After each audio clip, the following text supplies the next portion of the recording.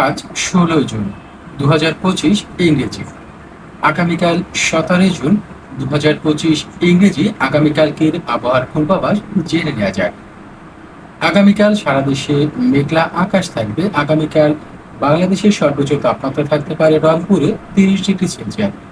সর্বনিম্ন তাপমাত্রা থাকার সম্ভাবনা রয়েছে চট্টগ্রামে ২৭ ডিগ্রি সেলসিয়াস।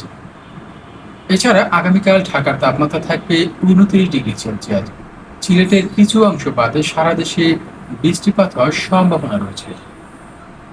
এছাড়াও সাগর উত্তাল থাকার কারণে আবহাওয়া বার্তায় চট্টগ্রাম, কক্সবাজার, মোংলা ও পায়রা সমুদ্র বন্দরকে ৩ নম্বর স্থানীয় সতর্ক সংকেত দেখাতে বলা হয়েছে।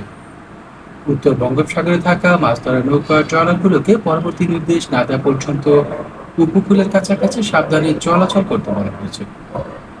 আবহাওয়ার বার্তায় আগামী বুধবার দেশের বিভিন্ন স্থানে ভারী থেকে অতি ভারী বৃষ্টির পূর্বাভাস দেওয়া হয়েছে। বৃষ্টি ৪৪ থেকে ৪৮ মিলিমিটার মধ্যে হলে ভারী বৃষ্টি, এর চেয়ে বেশি হলে অতি ভারী বৃষ্টি বলা হয়।